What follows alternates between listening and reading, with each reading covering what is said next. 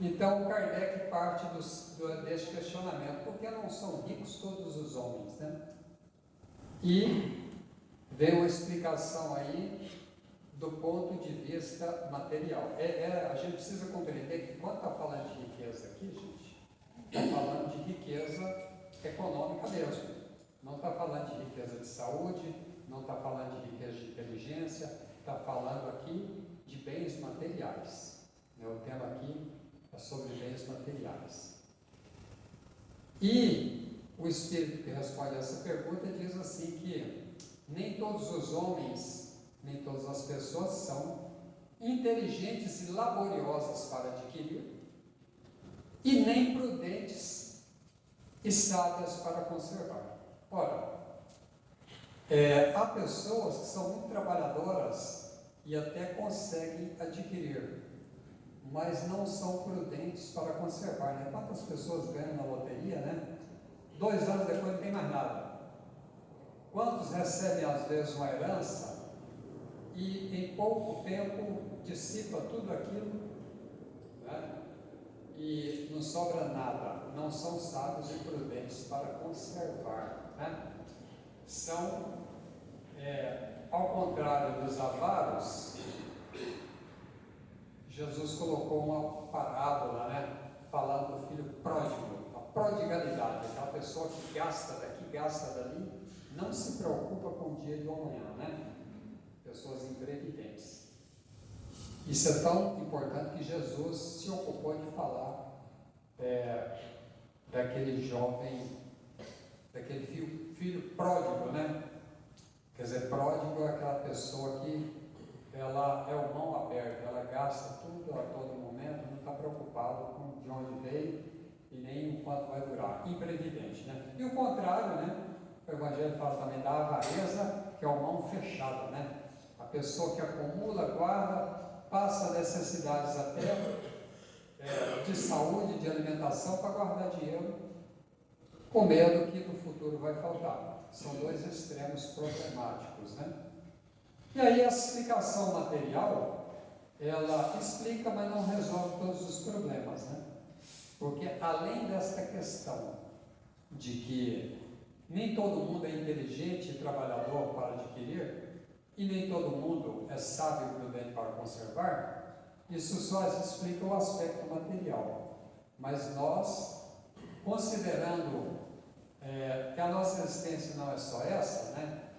A gente vai entender que existe, como foi discutido na semana passada, as provas da riqueza e as provas da pobreza, né? No Livro dos Espíritos, lá na questão 814 em diante, Kardec pergunta lá, em certo momento, qual das 2 provas é mais difícil? A prova da pobreza ou a prova da riqueza, né? E os Espíritos respondem que uma e outra. Porque enquanto a pobreza pode gerar revolta, ela pode gerar a falta de resignação, a riqueza, pelas facilidades que ela provoca, pode aguçar o nosso egoísmo, a nossa vaidade, né? E a gente se perde também. Aí nós gostamos muito daquela metáfora da dramaturgia, né? Que a gente compara a vida como um filme ou como uma peça de teatro. Ora, não dá para você contar uma história, para você fazer um roteiro, que todos os homens são ricos, todas as pessoas são ricas, ou todos são miseráveis. Uma história, para imitar a vida real, ela tem essas diferenças, né? E será que o bom artista vai ficar escolhendo papel? O grande ator, será que ele vai escolher? Não, eu quero fazer o papel aqui do milionário, eu quero fazer o papel do grande empresário. Não, ele vai aceitar qualquer papel. Por que será? Porque qualquer papel que ele pegar, ele vai desempenhá-lo com maestria, né? Porque ele já aprendeu a arte de representar. E nós, nesse grande palco da vida, né? Servindo-nos desta figura, desta metáfora, Estamos aqui para aprender essa arte de viver e conviver. E para aprender essa arte, uma existência só não é suficiente. São necessárias muitas existências para a gente ser esse grande artista da vida, que a gente pode desempenhar então qualquer papel aqui no palco da vida, que vamos fazer com dignidade e com maestria, e dando um grande exemplo, né? Como muitas pessoas o fazem. Quantas pessoas pobres, catadores aí de papel, que às vezes encontram uma mala de dinheiro, alguma coisa, eles imediatamente vão procurar uma maneira de devolver aquilo, né? Encontram um objeto de valor. E quantas pessoas aí, às vezes, do mundo político, das malas de dinheiro, dos dinheiros da cueca, né? Os apartamentos cheios de dinheiro e por aí vai, né? Das propinas. Quantos empresários aí que às vezes fazem negócios ilícitos para enriquecer mais ainda e mais depressa, né? Mas não são todos, né? A prova da riqueza é difícil, sem dúvida.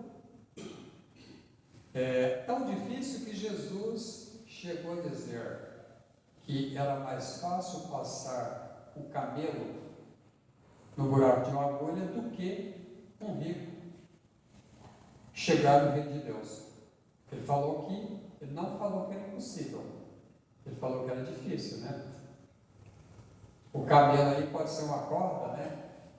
Que é difícil passar na agulha, mas tem também aquelas entradas de Roma lá, cidade murada, tinha aquela aberturazinha, que era chamada de agulha, e quando os camelos chegavam trazendo mercadoria, dava um trabalho danado o camelo abaixar e passar. Dava muito trabalho. Eu acho que essa interpretação do animal passando na agulha, na entrada da cidade murada, é a mais condizente com essa realidade, né? Dava trabalho, mas conseguia passar o camelo. Então dá muito trabalho, mas o rico pode sim chegar no reino dos céus. Essa figura de chegar no reino dos céus representa simplesmente evoluir, né? Fazer bom uso da riqueza. E o pobre também, passando por essa prova, ele pode, se tiver resignação, até melhorar de vida e não ficar tão pobre assim, né? Ele pode aprender profissão, mudar de profissão, né? Muitos de nós aqui viemos de situações muito pobres, né?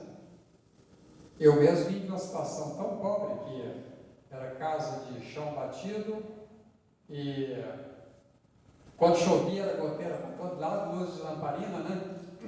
E eu falo para meus irmãos, hoje nós somos ricos.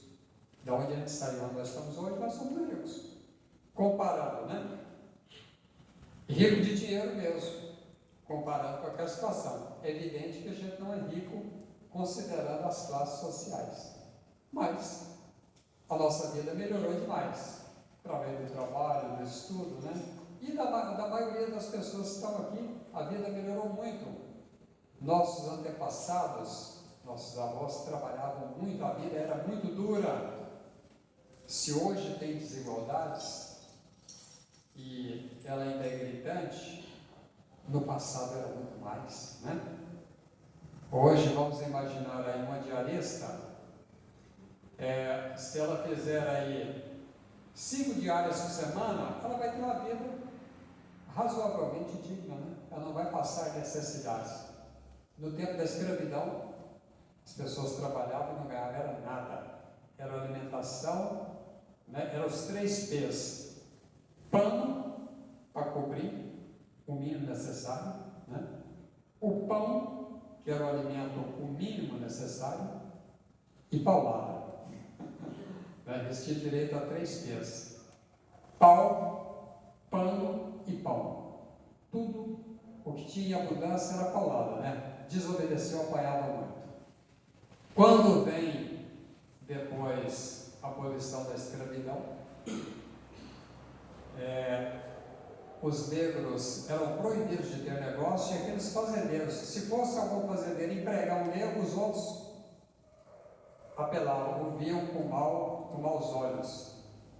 Ou seja, não houve nenhuma política para reintegrar essa população toda. Eles tinham que viver na marginalidade. Marginalidade no sentido que estavam à margem da sociedade, ou seja, não tinha as oportunidades que a sociedade dava para os brancos, né? Nem jogar futebol não podia. Se hoje grandes craques são negros, né? Isso no começo não podia. Futebol era esporte para brancos.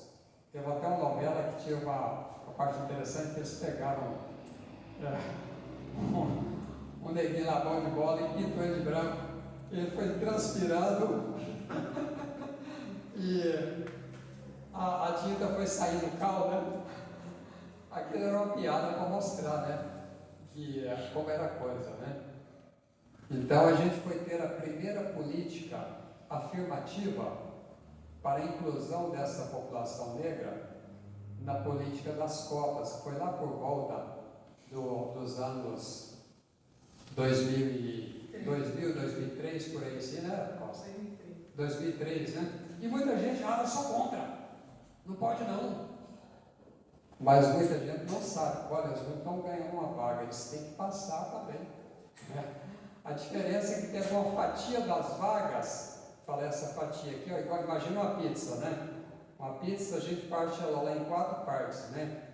Pega um quarto lá e fala, esse quarto aqui de vagas, ó, será destinado para negros, pardos e índios. Mas eles têm que passar também, eles têm que tirar a nota mínima lá, não é uma vaga de graça. E aí eu me lembro de a minha diarista, e o filho dela, através das cotas, passou no vestibular e fez engenharia civil. O filho dele já não foi para a escola pública mais. A partir dali, aquela linha de pobreza que vinha na família de negros, né, foi interrompida.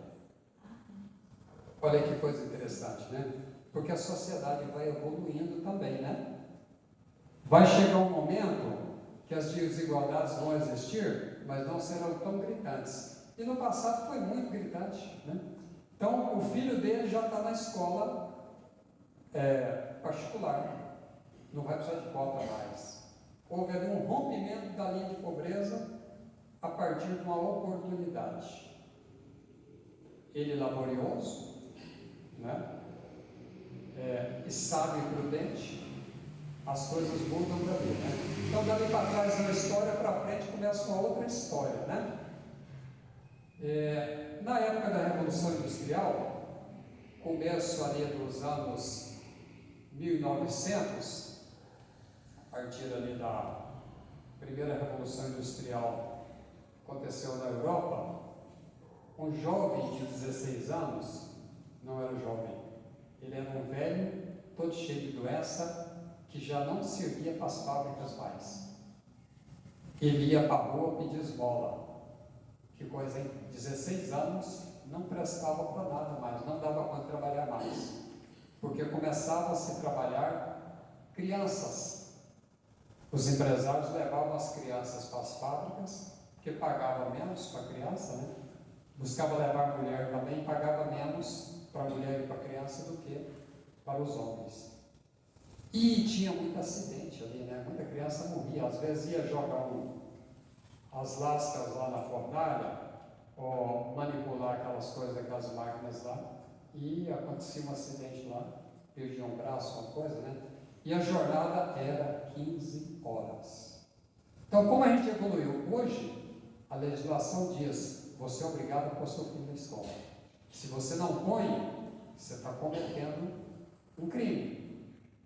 Abandono intelectual. Não é, Costa? Pedagoga ali não me deixa mentir, né? Abandono intelectual. Eu estava conversando até com a Aurora essa semana, né? Falei, e a fulana, Aurora, uma pessoa que a gente ajuda aqui, né? Ela está com um problema, está difícil. Ela perdeu o Bolsa Família. Eu falei, o que foi? Não tirou o menino da escola.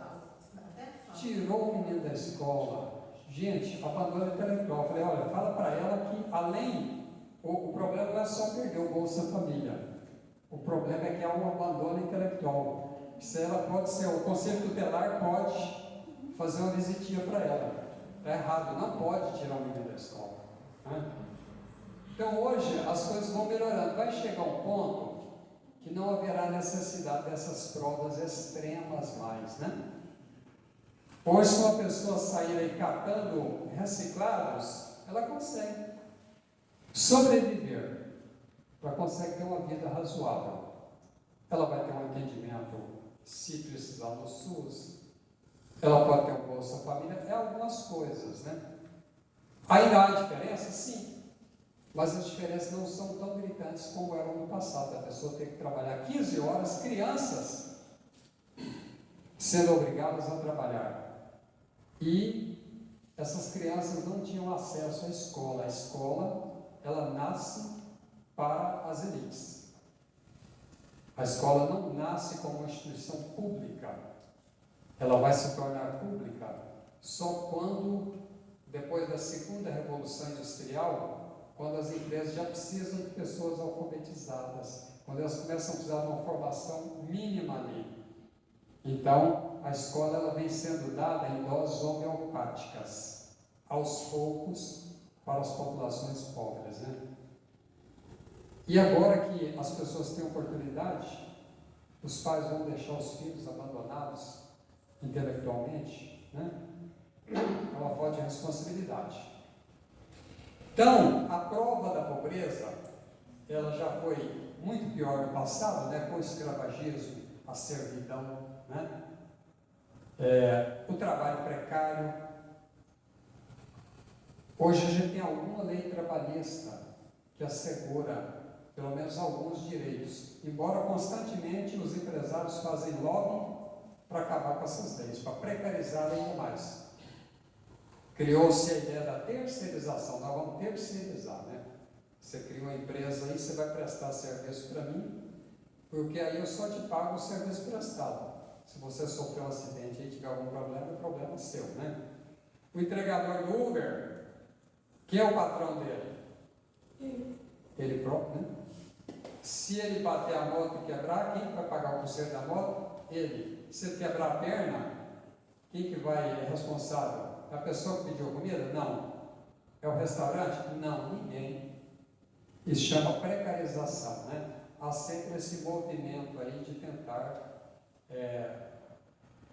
aumentar o lucro daqueles que detêm, né, esse poder aí, dos meios de produção, e precarizar o trabalho.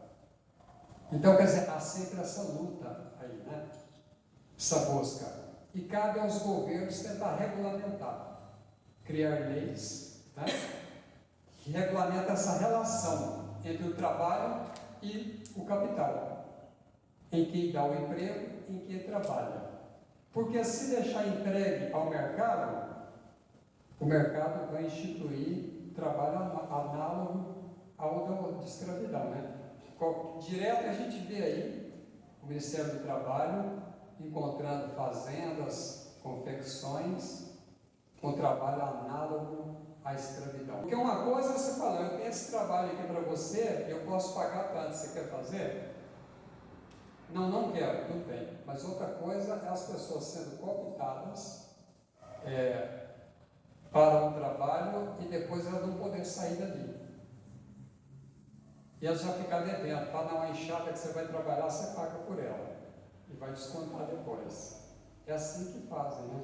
Quando trabalha análogo à escravidão. E no passado isso era normal. No passado não tinham leis.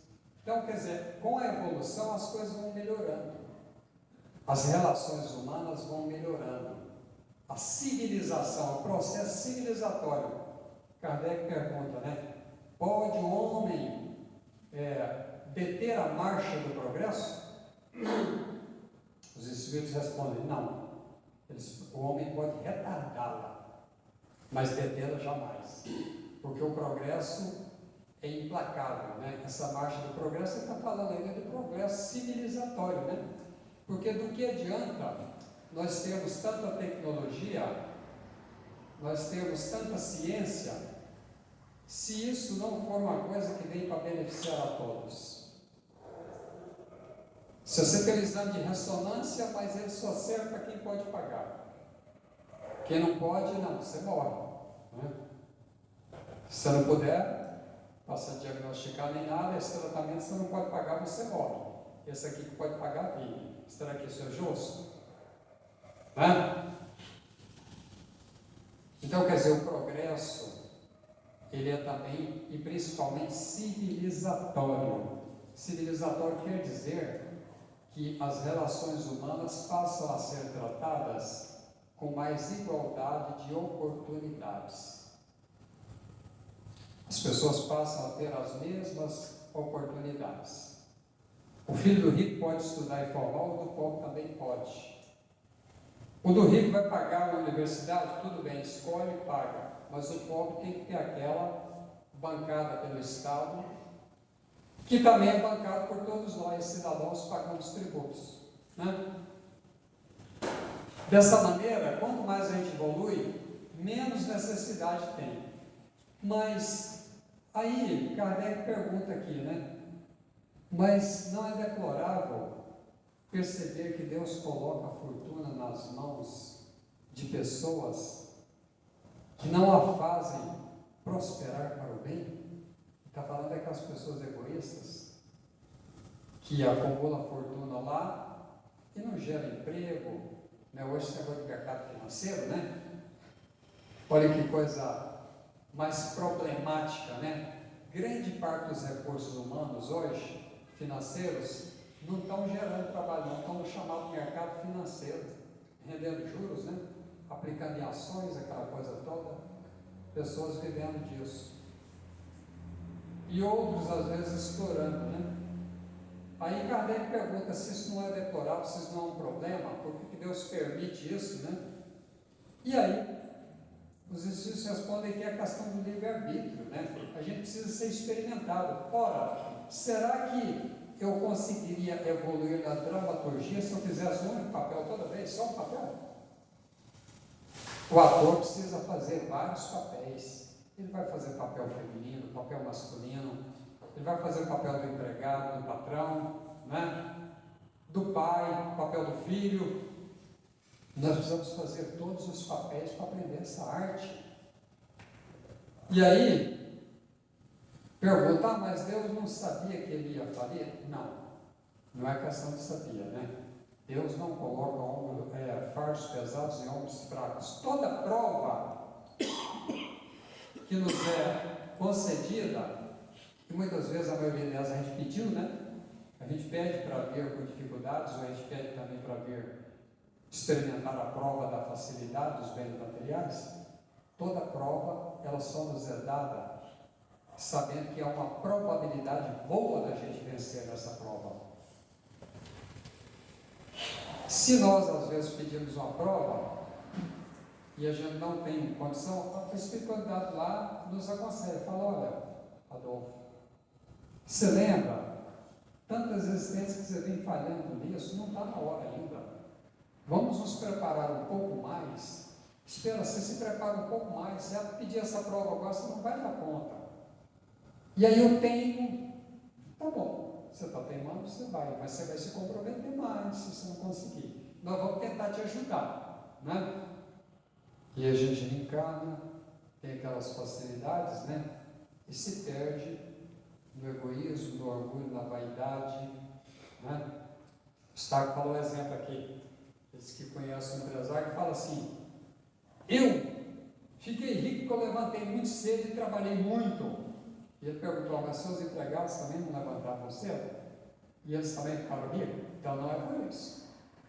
Você ficou rico porque Deus permitiu, né?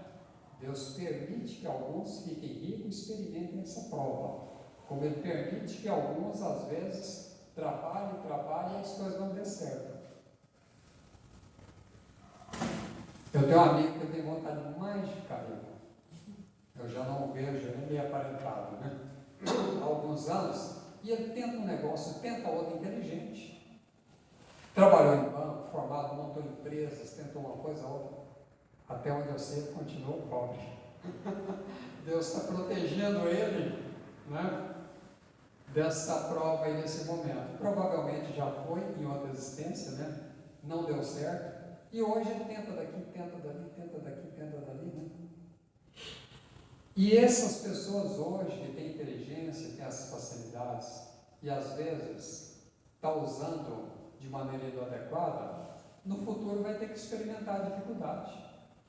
A pessoa vai dizer, nossa, mas eu sou inteligente, eu sei como fazer, mas tudo que eu faço não dá certo. Ora, está dando certo.